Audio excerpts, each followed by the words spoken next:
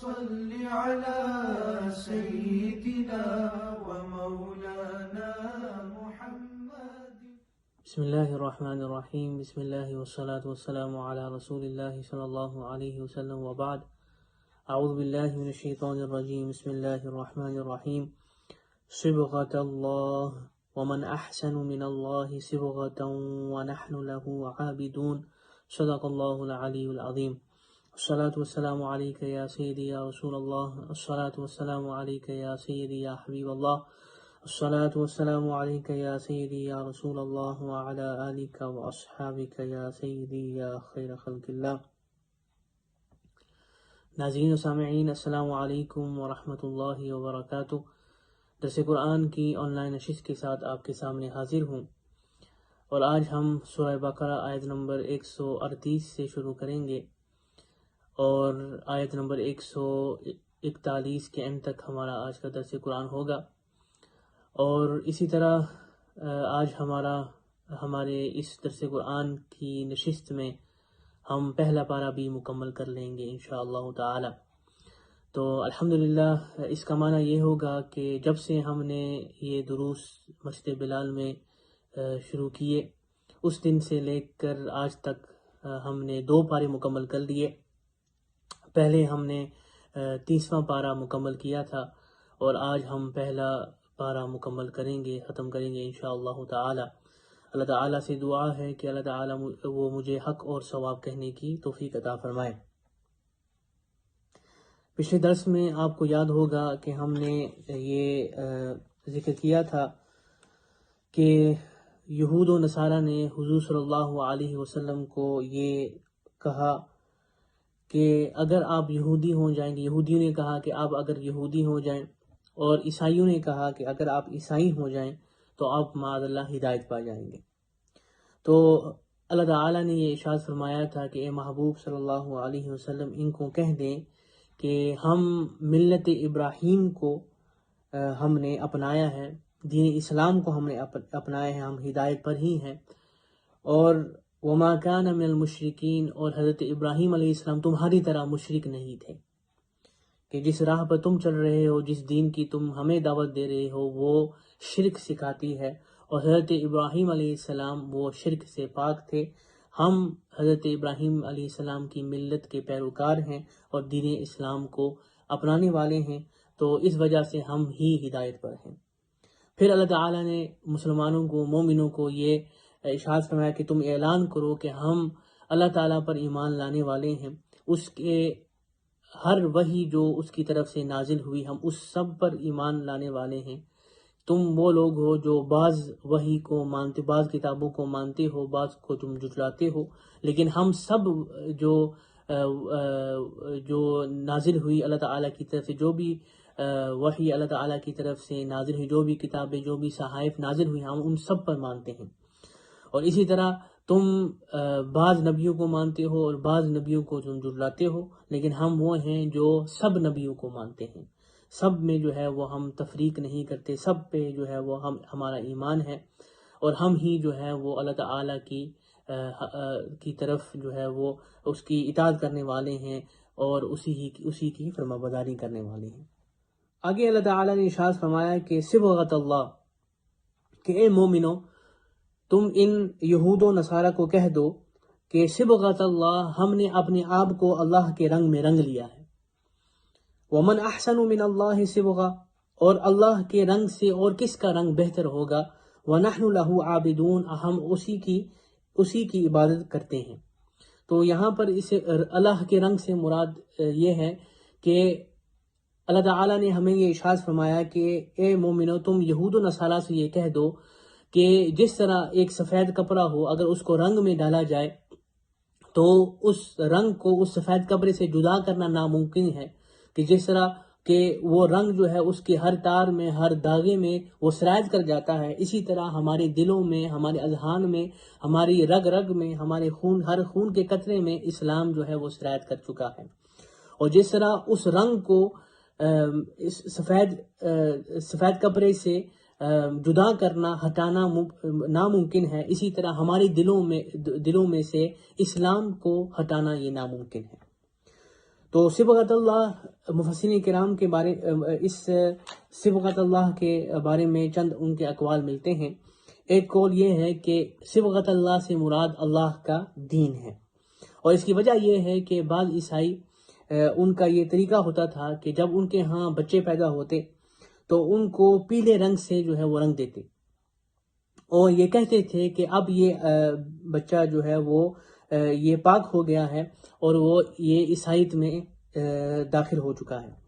تو اللہ تعالیٰ نے ان کو یہ ارشاد فرمایا کہ اگر تم اللہ کے رنگ میں رنگنا چاہتے ہو تو تم اللہ کے رنگ کو طلب کرو، اور وہ رنگ پیلا نہیں ہے، وہ رنگ اسلام ہے، کہ اگر تم دین اسلام میں داخل ہو جاؤ گے تو تم پاک و صاف ہو جاؤ گے اور تم اپنے آپ کو اللہ کے رنگ میں رنگ لو گے۔ اور دوسرا قول یہ بھی ہے کہ اللہ کے رنگ سے مراد اس کی صفات ہیں، اور اللہ کے رنگ سے رنگنے سے مراد یہ ہے کہ بندہ اللہ کی صفات کے ساتھ جو ہے وہ متصف ہو جائے اور اللہ تعالیٰ کی صفات کا مظہر ہو جائے۔ یعنی جس طرح اللہ تعالیٰ کی صفت میں سے ایک صفت یہ ہے کہ وہ رحیم ہے، وہ لوگوں پر، بندوں پر جو ہے وہ رحم فرمانے والا ہے، اسی طرح بندوں کو وہ چاہیے کہ وہ اللہ کی اس صفت کو اپنائیں اور وہ بندوں پر جو ہے وہ رحم فرمائے، وہ بھی لوگوں پر رحم فرمائے۔ اسی طرح اللہ تعالیٰ کی ایک صفت ستار ہے کہ وہ لوگوں کے عیب چھپاتا ہے، تو اسی طرح لوگوں کو یہ چاہیے کہ وہ اس صفت کو اپنائیں اور لوگوں کے بجائے اس کے کہ وہ ان کی عیبوں کو لوگوں کی سامنے ظاہر کریں، درست ان کو چاہیے کہ وہ ان صفات کو وہ چھپائیں جس طرح کہ اللہ تعالیٰ ان کو چھپاتا ہے۔ اور آگے فرمایا کہ وَمَنْ أَحْسَنُ مِنَ اللَّهِ صِبْغَةً، کہ اللہ تعالیٰ کے رنگ سے اور کون سا رنگ جو ہے وہ بہتر ہوگا، یعنی دین اسلام سے زیادہ اور کون سا دین جو ہے وہ بہتر ہوگا۔ وَنَحْنُ لَهُ عَابِدُونَ، اور ان لوگوں کو کہہ دیں کہ وَنَحْنُ لَهُ عَابِدُونَ، ہم اسی کی عبادت کرتے ہیں، ہم جس کے سامنے سجدہ ریز ہوتے ہیں، جس کی بارگاہ میں ہم ہاتھ پھیلاتے ہیں، جس کی عبادت ہم کرتے ہیں، وہ صرف اللہ تعالیٰ کی ذات ہے۔ قُلْ أَتُحَاجُّونَنَا فِي اللَّهِ، اے محبوب صلی اللہ علیہ وسلم آپ ان یہودی سے کہہ دیں کہ أَتُحَاجُّونَنَا فِي اللَّهِ، کیا تم ہم سے اللہ تعالیٰ کے متعلق بحث کرتے ہو، جھگڑتے ہو، وَهُوَ رَبُّنَا وَرَبُّكُمْ، حالانکہ وہ ہمارا بھی رب ہے اور تمہارا بھی رب ہے، وَلَنَا أَعْمَالُنَا وَلَكُمْ أَعْمَالُكُمْ، اور ہمارے لیے ہمارے اعمال ہیں اور تمہارے لیے تمہارے اعمال ہیں، وَنَحْنُ لَهُ مُخْلِصُونَ، اور ہم اسی کے ساتھ مخلص ہیں۔ مفسرین کرام یہاں فرماتے ہیں کہ یہ آیت کریمہ اس وقت نازل ہوئی جب یہودیوں نے صحابہ کرام رضی اللہ تعالی عنہم اجمعین سے یہ کہا تھا کہ ہم بنسبت تمہارے، کہ اے مسلمانوں تمہاری بنسبت ہم اللہ تعالیٰ کے زیادہ قریب ہیں، کیونکہ ہم اللہ تعالیٰ کے بیٹے ہیں، ہم اس کے محبوب ہیں۔ یہ ان کا دعویٰ ہوتا تھا کہ ہم اس کے بیٹے ہیں، ہم اس کے محبوب ہیں، اور ہمارے آباء و اجداد تم سے پہلے تھے، اور ہم پر جو وحی نازل ہوئی ہیں ہماری کتابیں تم سے پہلے تھیں۔ تو اللہ تعالیٰ نے یہ آیت نازل فرمائی اور فرمایا کہ محبوب صلی اللہ علیہ وسلم ان یہودیوں سے آپ یہ فرما دیں کہ تمہارا ان چیزوں میں مقدم ہونا، پہلے آنا، کہ تم پر وحی پہلے کی گئی، تمہارے آباء و اجداد پہلے تھے، تمہارا دین پہلے تھا، تو اس وجہ سے اس اعتبار سے تم اللہ تعالیٰ کے زیادہ قریب ہو۔ دراصل یہ درست نہیں ہے۔ اگر کسی چیز کا اعتبار ہے تو وہ عمل کا ہے، کہ کس نے زیادہ عمل کیے ہیں، کس کے اعمال اچھے ہیں۔ تو اگر کسی چیز کا اعتبار ہے میرے ہاں، اللہ تعالیٰ کے ہاں، تو وہ عمل کا ہے، نہ یہ کہ کون پہلے آیا ہو، کس پر وہی پہلے نازل ہوئی۔ اور حدیث مبارکہ میں یہ بھی بات ہمیں ملتی ہے کہ آپ صلی اللہ علیہ وسلم نے ارشاد فرمایا تھا کہ اللہ تعالیٰ تمہارے صورتوں کو نہیں دیکھتا کہ تم کتنے حسین ہو، یا تمہارے جسموں کو نہیں دیکھتا کہ تم کتنے طاقتور ہو، وَلَكِنْ يَنْظُرُ إِلَىٰ قُلُوبِكُمْ وَأَعْمَالِكُمْ،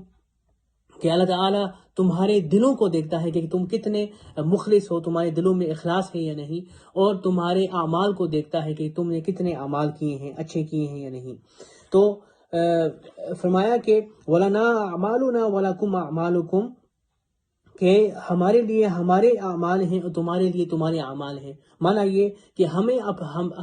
ہم نے جو اعمال کیے ہیں اس کی جزا ہمیں اللہ تعالیٰ کی طرف سے ملے گی، اور تم نے جو کرتوت کیے ہیں، تمہارے جو برے اعمال ہیں، اس کی سزا تمہیں ملے گی. وَنَحْنُ لَهُ مُخْلِصُونَ، اور ہم اسی کے ساتھ مخلص ہیں، یعنی ہمارے دلوں میں اخلاص ہے. اللہ تعالیٰ نے ہمارے دل میں اخلاص جو ہے وہ ڈالا ہوا ہے. تو خالص جو ہے اخلاص کے بارے میں مفسرین کرام یہ بات لکھتے ہیں کہ اخلاص سے مراد خالص اس چیز کو کہتے ہیں جس میں ملاوٹ نہ ہو، یا کسی کی کوئی چیز ایسی ہو جس میں ملاوٹ ہو سکتی ہو لیکن اس میں ملاوٹ نہ ہو، اس کو خالص کہتے ہیں. اور حضرت امام جنید بغدادی رحمہ اللہ تعالی و رضی اللہ تعالی عنہ وہ فرماتے ہیں کہ اخلاص اللہ تعالیٰ کے درمیان ایک راز ہے جو نہ اس کو فرشتے جانتے ہیں تاکہ اس کو لکھ سکیں، نہ وہ اس کو شیطان جانتا ہے تاکہ اس کو فاسد کر سکے، اور نہ ہی اس کو خواہش جانتی ہے تاکہ وہ اس کی طرف وہ اپنے آپ کی طرف وہ اس کو مائل کر سکے. اور امام قشیری رضی اللہ تعالی عنہ نے یہ روایت نقل کی ہے کہ وہ فرماتے ہیں کہ حضرت جبریل سے رضی اللہ تعالی عنہ سے آپ صلی اللہ علیہ وسلم نے فرمایا تھا، یہ پوچھا تھا کہ اخلاص کیا ہے. تو جبریل علیہ السلام نے عرض کی تھی کہ میں نے رب العزت سے اللہ تعالیٰ سے اخلاص کے متعلق یہ پوچھا تھا کہ اخلاص کیا ہے. تو اللہ تعالیٰ نے ارشاد فرمایا تھا کہ میرا ایک راز ہے، اخلاص یہ میرا وہ ایک راز ہے جس کو میں نے اپنے محبوب بندوں کے دلوں میں رکھا ہوا ہے. تو اللہ تعالیٰ نے یہ ایک ایسا راز ہے اخلاص جو اللہ تعالیٰ اپنے محبوب بندوں کے نیکوکار بندوں کے دلوں میں جو ہے وہ ڈالتا ہے، جس کی وجہ سے انسان کی اور اس کے بندوں کی ترقی جو ہے وہ اللہ تعالیٰ کی طرف ہوتی ہے اور اس کے زیادہ قریب ہوتے ہیں. آگے اللہ تعالیٰ نے یہود و نصارہ کا رد کرتے ہوئے ارشاد فرمایا کہ ام تقولون ان ابراہیم و اسماعیل و اسحاق و یعقوب والاسباط كانوا هودا او نصارا، کیا تم کہتے ہو کہ بے شک ابراہیم، اسماعیل، اسحاق، یعقوب اور ان کے اولاد علیہم السلام وہ سب یہودی و نصرانی تھے؟ کیا تمہارا یہ دعویٰ ہے کہ وہ نصرانی تھے یا یہودی تھے؟ قل، اے محبوب صلی اللہ علیہ وسلم آپ ان کو فرما دیں، اانتم اعلم ام اللہ، کیا تم زیادہ جانتے ہو یا اللہ تعالیٰ زیادہ جانتا ہے؟ کیا میں زیادہ جانتا ہوں یا تم زیادہ جانتے ہو کہ تم بار بار یہ کہتے ہو کہ وہ یہودی تھے یا وہ نصرانی تھے؟ اور میں یہ کہہ رہا ہوں کہ پچھلی آیتوں میں جیسا کہ ذکر ہے کہ اللہ تعالیٰ نے ارشاد فرمایا کہ وہ یہودی نہیں تھے، وہ نصرانی نہیں تھے، وہ ملت ابراہیم میں سے تھے، وہ اسلام کے پیروکار تھے. انہوں نے اپنے بیٹوں کو وصیت کی تھی کہ وہ انہوں نے اس دین اسلام پر چلنا ہے، اور تم بار بار یہ کہتے ہو کہ وہ یہودی تھے، نصرانی تھے. تو اللہ تعالیٰ نے فرمایا کہ کیا تم زیادہ جانتے ہو یا میں زیادہ جانتا ہوں؟ تمہارا زیادہ علم ہے یا میرا علم زیادہ ہے؟ فرمایا ومن اظلم ممن کتم شہادۃ عندہ من اللہ، اور اس سے زیادہ کون ظالم ہو سکتا ہے جس نے اس شہادت کو چھپایا جو اس کے پاس اللہ تعالیٰ کی طرف سے ہے. یہاں شہادت سے مراد دو قول ہیں جو مفسرین کرام فرماتے ہیں. ایک قول یہ ہے کہ ایک شہادت یہ تھی کہ ان کو پتہ تھا، ان کے دلوں دماغ میں یہ بات پیوست تھی کہ یہ جانتے تھے کہ حضرت ابراہیم علیہ السلام اور ان کی اولاد یہ یہودی اور نصرانی نہیں تھے. ان کو یہ پتا تھا کہ وہ دین اسلام کو اپنانے والے تھے، لیکن پھر بھی ان کا یہ دعویٰ تھا، لوگوں کو یہ بتاتے تھے کہ یہ سب انبیاء کرام علیہم السلام یہودی اور نصرانی تھے. تو اللہ تعالیٰ نے فرمایا کہ اس سے بڑا ظالم کون ہو سکتا ہے کہ یہ شہادت وہ چھپائے کہ وہ سب انبیاء کرام جو ہے وہ اسلام کو ماننے والے تھے، اور یہ کہتے ہیں کہ معاذ اللہ یہ یہودی و نصرانی تھے. اس سے بڑا ظالم کون ہو سکتا ہے کہ جو یہ اس بات کو چھپائے کہ حضرت ابراہیم علیہ السلام ان کے اولاد جو ہے وہ اسلام لانے والے تھے، اسلام کے پیروکار تھے. اور دوسرا قول یہ ہے کہ شہادت سے مراد یہ آپ صلی اللہ علیہ وسلم کی نبوت ہے کہ ان یہودیوں نصرانی کو یہ پتا تھا، ان کی کتابوں میں یہ موجود تھا کہ آپ صلی اللہ علیہ وسلم تشریف لائیں گے، اور ان کو چاہیے کہ جو آخری نبی ہیں ان پر ان پر ایمان لائیں، لیکن انہوں نے اس آپ صلی اللہ علیہ وسلم کی جو نبوت تھی، جو ان کی کتابوں میں موجود تھی، اس کو انہوں نے چھپایا اور لوگوں سے جو ہے وہ اس کو چھپا لیا تاکہ لوگ ان پر جو ہے وہ ایمان نہ لے آئیں۔ تو اللہ تعالیٰ نے فرمایا کہ اس سے بڑا ظالم کون ہو سکتا ہے جو اس شہادت کو چھپائے جو اللہ تعالیٰ کی طرف سے آئی، کہ انہوں نے آپ صلی اللہ علیہ وسلم پر ایمان نہ لایا تھا، لیکن انہوں نے اپنی ہر درمی کی وجہ سے، اپنی گمراہی کی وجہ سے، اپنی اس حسد اور کینے کی وجہ سے لوگوں سے یہ بات چھپائی کہ آپ صلی اللہ علیہ وسلم کا ان تورات و انجیل میں ان کا ذکر جو ہے وہ کہیں بھی معاذ اللہ موجود نہیں ہے۔ فرمایا کہ اس سے بڑا ظالم کون ہو سکتا ہے جو اس شہادت کو چھپائے جو اللہ تعالیٰ کی طرف سے اس کی طرف سے ان کے پاس آئی۔ وَمَا اللَّهُ بِغَافِلٍ عَمَّا تَعْمَلُونَ، اور تمہارے کاموں پر اللہ تعالیٰ جو ہے وہ غافل نہیں ہے، یعنی اللہ تعالیٰ تمہارے کاموں کو جانتا ہے۔ یہ مت سمجھو کہ تم نے اس شہادت کو چھپایا ہے، آپ کا ذکر انجیل و تورات میں اسے مٹا دیا ہے، تو اللہ تعالیٰ کو تمہاری قدرتوں کا پتہ نہیں ہے، تو جو تم نے برے اعمال کیے ہیں اس کا اللہ تعالیٰ کو علم نہیں ہے، وہ سب کچھ جانتا ہے، تمہارے دلوں کے جو بید ہیں ان سب کو جانتا ہے، جو تم اپنے پاس چھپاتے ہو یا جس چیز کو تم اعلان کرتے ہو، اللہ تعالیٰ ان سب کو جاننے والا ہے۔ فرمایا کہ تلک امۃ قد خلت، وہ ایک امت تھی جو گزر چکی ہے۔ یہ جو لوگ جن کو تو فخر سے تم کہتے ہو کہ یہ ہمارے آباء و اجداد تھے، ہمارا ان کے ساتھ تعلق ہے، وہ گزر چکے ہیں۔ لہا ما کسبت، جو انہوں نے کام کیے تھے وہ ان کو ان کی جزا جو ہے وہ ملے گی۔ وَلَكُمْ مَا كَسَبْتُمْ، اور جو تم نے کام کیے ہیں تمہیں اس کی جزا، اس کی سزا تمہیں ملے گی۔ وَلَا تُسْأَلُونَ عَمَّا كَانُوا يَعْمَلُونَ، اور ان کے کاموں کے متعلق تم سے کوئی سوال نہیں کیا جائے گا۔ یہ آیت پھر اللہ تعالیٰ نے دہرائی یہود و نصارہ کو بتانے کے لیے کہ تمہیں ان انبیاء کرام سے تعلق ہونے کی وجہ سے تمہیں اس کا کوئی فائدہ نہیں ملے گا، کیونکہ تم ان کے دین پر نہیں چل رہے، تم ملت ابراہیم میں سے نہیں ہو، تم نے اسلام کو نہیں قبول کیا، تم نے گمراہی کا راستہ تم نے اپنایا ہے، تو تمہیں ان سے اس تعلق کا ہونے کا کوئی فائدہ نہیں ہوگا، کوئی تمہیں جو ہے وہ تمہارے عذاب میں کوئی تخفیف نہیں ہوگی۔ تو اسی سے ہمارا آج کا درس قرآن بھی ختم ہوتا ہے، اور الحمدللہ ہم نے آج پہلا پارہ بھی جو ہے اس کی تفسیر جو ہے وہ مکمل بھی کر لی ہے۔ اللہ تعالیٰ سے دعا ہے کہ اللہ تعالیٰ ہم سب کو جو بھی ہم ان اسباق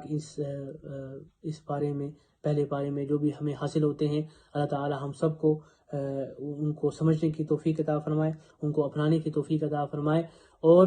ان سب پر عمل کرنے کی توفیق عطا فرمائے۔ وآخر دعوانا الحمدللہ رب العالمین۔ اللهم